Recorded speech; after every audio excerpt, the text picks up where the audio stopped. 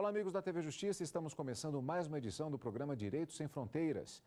Hoje vamos conversar sobre o nazismo, mais exatamente o neonazismo. Após 70 anos do fim da Segunda Guerra Mundial, a ideologia marcada pela figura de Adolf Hitler ainda atrai milhares de pessoas que pregam a intolerância, principalmente na sua origem a judeus, negros e homossexuais. Vamos saber por que esses grupos ganham força. Participam do programa Fernando Horta, historiador e mestre em Relações Internacionais, e Danilo Porfírio, professor de História do Direito. Eu vou começar com o professor Fernando, com relação à própria definição de nazismo. O nazismo, ele percebe essa perspectiva racista e empodera isso, né? E aí vai se utilizar uma série de bodes expiatórios para que se faça o processo de uniformização do pensamento, né? Para que se construa o inimigo ao qual você tem um processo de coletivização, de ódio coletivo contra. Agora, atualmente, os historiadores divergem um pouquinho a respeito da importância do Hitler nessa história. Já nós passamos a ideia do processo personalista, a história explicada pelos grandes homens, e hoje o que nós temos e que nós estabelecemos é o seguinte: olha, o fascismo ele é presente praticamente em todas as sociedades. Inclusive em sociedades liberais contemporâneas, nós vamos encontrar uma massa de pessoas que têm esse pensamento autoritário, né, estabelecido ali. Agora, claro que quando ele encontra a figura do Hitler, o que nós temos ali é a fome com a vontade de comer, né? Deu no que deu. Existem três grandes narrativas que explicam o surgimento do nazismo, né? E todas elas derivam essencialmente do fascismo alemão. Mas é importante a gente perceber que o partido nazista ele é fundado em 19, o partido fascista italiano só em 21. Então, em termos de temporalidade, eles regulam, mas existe uma precedência do Partido Trabalhista Alemão. É evidente que o nazismo incorpora uma série de pressupostos raciais que não estavam evidentes diretamente no fascismo. Mas se não houvesse o Adolf Hitler, um outro líder ia tomar aquela função. Hoje é muito fácil, hoje faz parte de uma série de estratégias de, vamos dizer assim, de retirar a culpa própria, você dizer, não, a questão é o Hitler. Então você culpabiliza ele é o monstro e nossa sociedade alemã não temos responsabilidade, nossa sociedade europeia, porque o fascismo não é só uma situação italiana ou alemã, praticamente todos os países da Europa na época tinham partidos fascistas. Então é muito fácil hoje, né, você dizer, olha, a alta burguesia apoiou, os meios de comunicação apoiaram, os juristas, de alguma maneira, se organizaram e quem não apoiava foi retirado, mas houve uma certa teorização em cima disso. E hoje é muito fácil chegar e dizer, não, a culpa é do Hitler, a culpa é do Mussolini. O que a história mostra é, existe um consenso social perigoso e que ele não se forma só a partir, ou não se formou só depois do período entre guerras e da crise de 29. Ele pode acontecer em outros contextos. Agora, o que faz com que, naquele momento, aliás, há várias teorias, muito se escreveu e se escreve, e há questões novas que surgem, para que haja a possibilidade desse crescimento. Faço uma pergunta, inclusive, especificamente com uma situação que é apontada como semelhante a processos mais modernos, digamos assim, que é o fato de que, por exemplo, a própria República de Weimar revelou-se frágil em diversas das suas instituições democráticas, possibilitando, inclusive, a chegada no poder especificamente do Partido Nacional Socialista, dos trabalhadores alemães, por meio de vias legais. Isso é uma situação perigosa e que pode se repetir na história, não sob a forma de farsa? Pode. Nós temos questões, nós vemos o crescimento de partidos de tendência autoritária e quiçá fascista na França. Não devemos inclusive considerar que o primeiro-ministro da Áustria hoje é ligado a um partido de perfil um tanto quanto fascista. Temos a questão do primeiro-ministro da Hungria. Temos uma tendência dentro de um partido tradicionalmente liberal, Cadu, que é o Partido Republicano nos Estados Unidos, cujo discurso é um discurso segregador e muitas vezes viril, autoritário. Eu só gostaria de bater numa tecla, Cadu, para fazer até um paralelo com os dias de hoje. O fascismo, ele é um movimento propriamente moderno. Eu não consigo enxergar o fascismo em outro contexto a não ser a modernidade. O fascismo nasce no descrédito da democracia. do modelo de democracia formal e no modelo de sociedade plural, de consciências individuais atomizadas, do subjetivismo. Me perdoe, podem discordar de mim, mas não falo de Hitler, mas falo do Partido Nacional Socialista. Ele tem uma conotação inicialmente o quê? Socialista. A ideia de uma composição de consciência coletiva e não mais individualizada. Como, aliás, o próprio nome, Partido Nacional Socialista dos Trabalhadores Alemães. Tanto que a ideologia, a fundamentação ideológica do Partido Socialista só muda com a ascensão de Adolf Hitler. E não digo que o Adolf Hitler é o responsável, ele é um canalizador. Num outro contexto, o pai do fascismo italiano, Benito Mussolini, ele tinha formação socialista. Eu não quero culpar o socialismo de nada, eu quero só que vocês observem que o movimento fascista se apropriou indevidamente da ideia de homo coletivo, de homo operário, de uma consciência que não é plural, individual, mas coletiva, conduzida por um braço institucional, que é o Estado, por meio de uma liderança. É uma razão de Estado que conduz a população. E nós, de alguma maneira, observamos essa ideologia ressurgir nesses partidos ditos conservadores, por exemplo, na Europa. Tomei um susto quando o professor falou, porque tá circulando aí um pensamento de que o fascismo e o nazismo seriam de esquerda. Não. Isso é uma tremenda bobagem. Assim, eu sempre digo, o nazismo ele é de esquerda porque se chamava nacional-socialista, da mesma forma que o peixe-boi é um boi. É o mesmo princípio de raciocínio. No Mein Kampf, o Hitler escreve isso. O Hitler disse bem claro o seguinte: eu vou me apropriar do termo socialismo porque ele está sendo usado de forma vil, o Hitler dizendo, pelo Stalin e pelos socialistas.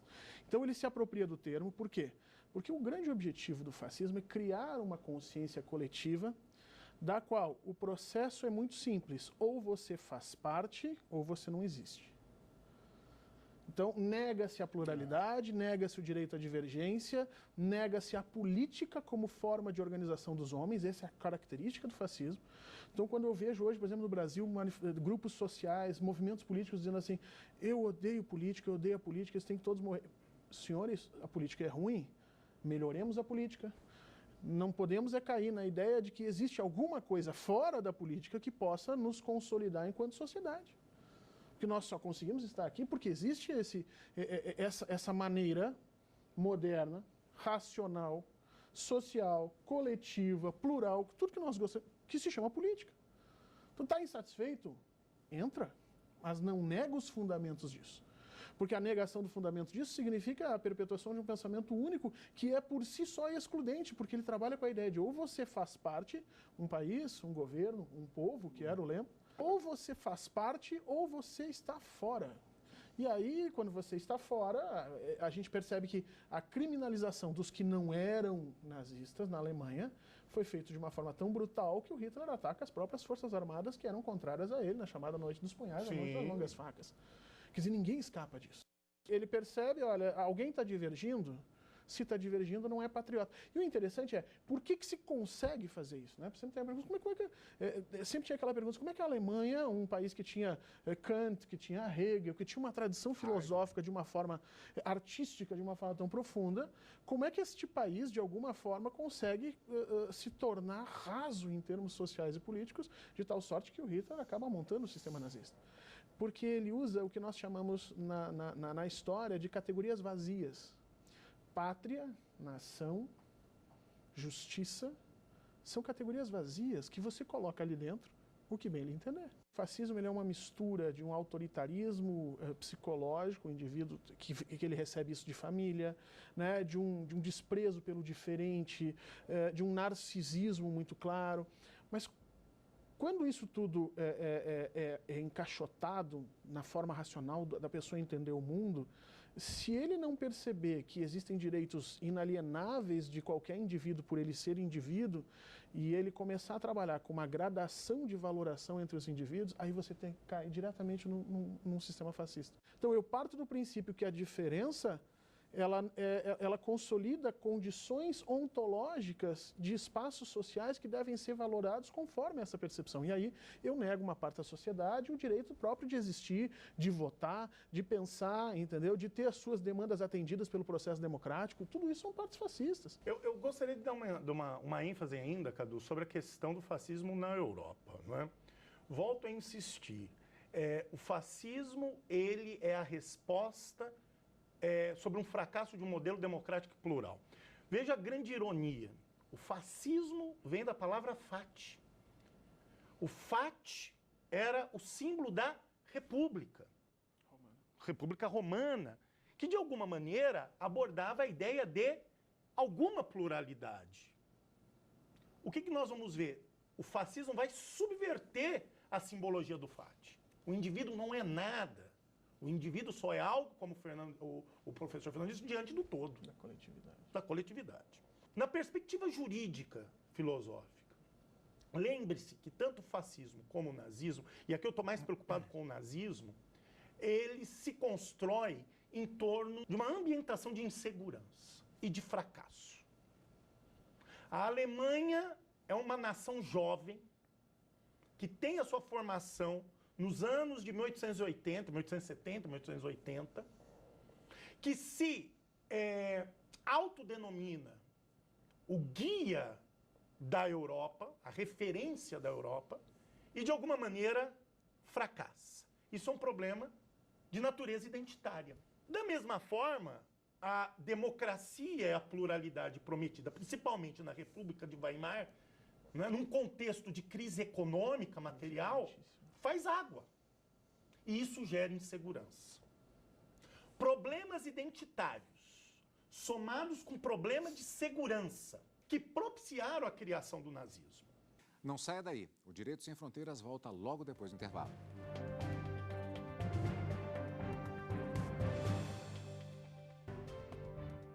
Estamos de volta com o Direito Sem Fronteiras e estamos conversando hoje sobre nazismo, ou mais especificamente o neonazismo, a ideologia que ainda está representada em várias esferas do poder público em diversos países.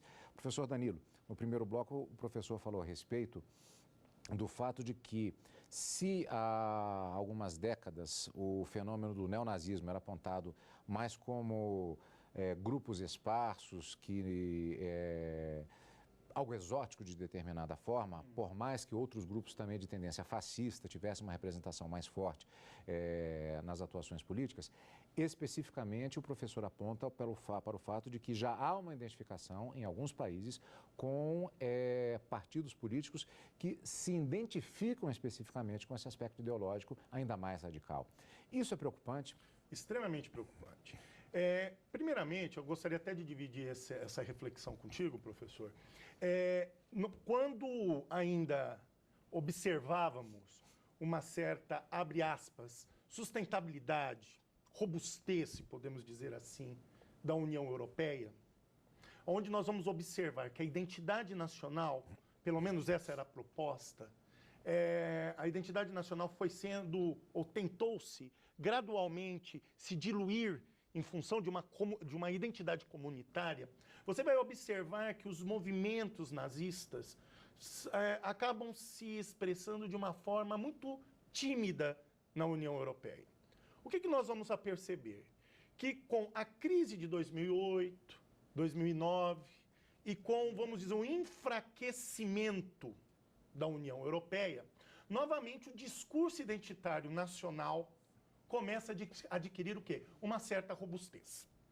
E com ele vem o discurso dos, vamos dizer, partidos políticos conservadores nacionalistas de tendência fascista e, quiçá, de tendência nazista. Isso se intensifica, Cadu, com a crise no Oriente Médio provocada pela Primavera Árabe. E esse fluxo migratório vindo basicamente do norte da África, Síria e Iraque. Claro que nós temos outros fluxos também, Afeganistão, por exemplo. Mas, basicamente, Síria e norte da África. O que nós vamos ver? Tradicionalmente, a Europa foi uma grande defensora da primazia dos direitos humanos e do direito humanitário, da acolhida. Só que esses fluxos, diante de um ambiente de crise, começam novamente a desenvolver uma ideia que os problemas europeus não são problemas domésticos, mas são problemas vindos de fora. A minha grande preocupação é observar no refugiado muçulmano, no refugiado de origem islâmica, uma estigmatização que vai legitimar essa terceirização de responsabilidades. Um dia, o judeu foi o inferno do europeu. A minha preocupação agora é que, diante desses discursos autoritários, o inferno seja o muçulmano refugiado. Eu quero só fazer uma provocação a você. No atentado ao periódico Charles Hebdo, o primeiro partido que se manifestou solidariamente ao Charles Hebdo não foi o Partido Comunista, o Partido Socialista, o partido do Jacques Chirac, foi o partido de Jean-Marie Le Pen, de origem fascista, de conotação segregacionista, atribuindo culpa àquele que não é europeu, àquele que não é moderno, àquele que é muçulmano. Professor, aí, já que o professor é historiador exatamente, aí quem vai fazer uma provocação agora sou eu, e acho que até já citei essa questão no primeiro bloco. Aquele velho axioma, a história não se repete, a não ser em forma de farsa. A história está se repetindo e não é farsa, eu repito a pergunta? Por quê? Eu vou dizer que ela não está se repetindo, mas nós temos três coisas essenciais que estão acontecendo desde 2008 que estão levando a essa percepção de que o meu lugar na sociedade está sendo atacado. O meu lugar branco, hétero, de classe média ou classe média alta, trabalhador, defensor do meu país, da minha pátria, da minha nação, católico, né? Cristão, é aí que surge o problema, porque quando eu sinto o meu espaço atacado, eu replico isso através de as minhas conversas com os meus semelhantes e a partir daí esse medo coletivo se confirma e eu busco respostas. E a resposta é dada sempre por um partido político, por uma ideia. Então, o grande problema do ressurgimento desses pensamentos é que a pessoa que veicula esse pensamento, a pessoa que passa esse pensamento, ela não tem consciência da vilania do que ela está professando. Ela trabalha no seu íntimo com plena fé de que está fazendo a coisa mais correta do mundo. Eu sou católico, eu sou cristão, eu sou brasileiro, eu estou defendendo a minha pátria, eu estou defendendo a justiça, eu estou defendendo as coisas corretas, né? E aí você cria a mesma armadilha de pensamento que nós tivemos lá atrás. Por quê? Porque nós temos três coisas essencialmente acontecendo identicamente ao que estava acontecendo no período entre guerras. A primeira é uma gravíssima crise econômica. Aconteceu lá em 29, aconteceu no final da Segunda Guerra e depois de 29, quer dizer, houve dois momentos, 29 foi um troço violentíssimo. O nazismo foi uma resposta da Europa a esse processo de crise de 29. Então, vamos lembrar que na Alemanha, entre 29 e 32, você teve uma inflação que chegou as pessoas a terem que levar carrinhos de dinheiro para comprar pão. Você tem fotos disso, você se apavora com aquilo. O que nós tivemos aqui? 2008, o que nós vimos em termos de perdas econômicas superou 29, 2008. Claro que o impacto social não foi tão grande, porque nós começamos a atenuar isso de uma série de outras situações, inclusive através da mídia. Mas depois você tem 2010 na Europa, a crise do euro. Leva todo mundo para o buraco de novo. Segundo problema, um profundo descontentamento com as instituições democráticas que nós já falamos aqui. Como elas não me empoderam para que eu possa ir no parlamento e dizer o que eu quero, então me sobra o quê? Me sobra o surgimento de uma grande rede de comunicação que nós temos hoje.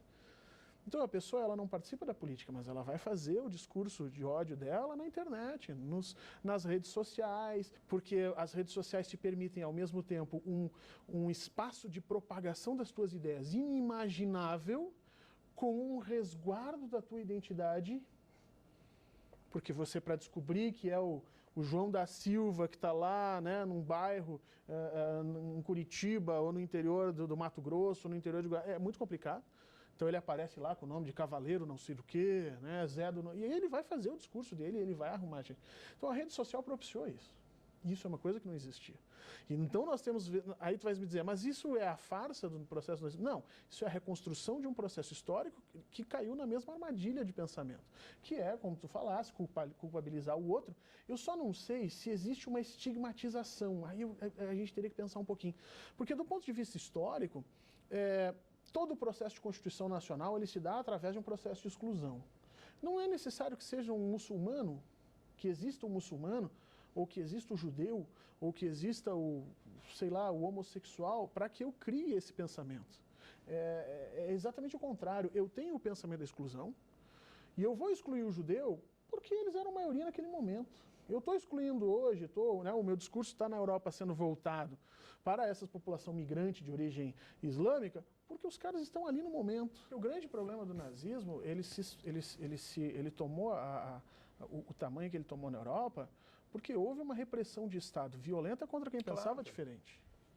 Muitas vezes feita pelos próprios participantes do Partido Nacional Socialista, com a anuência das forças de Estado. Então havia lá uma passeata de comunistas, e os nazistas passavam do lado, espancavam os comunistas, e a polícia, agentes de Estado, que deveriam reconhecer ali num crime, e imediatamente atuar contra... Não, se é contra os comunistas, então pode. Podemos dizer que o processo democrático, a melhor defesa para ele é mais democracia, mais diálogo e uma forma organizada de colocação das ideias e da legislação para que isso se fortaleça a si mesmo? O objetivo é oferecer espaços para que essa racionalidade possa efetivamente acontecer.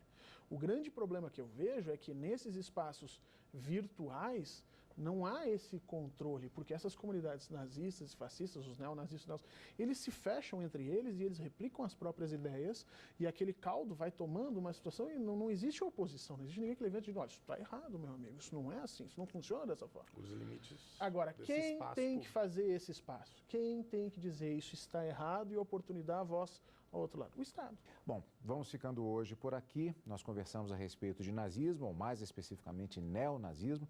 Participaram do programa Fernando Horta, historiador e mestre em Relações Internacionais, e Danilo Porfírio, professor de História do Direito. Agradeço muito a ambos pela participação aqui nos estúdios da TV Justiça. E se você quiser acompanhar esta e outras entrevistas, acesse o site da TV Justiça. Anote aí, tvjustiça.jus.br. Até o próximo encontro. Tchau.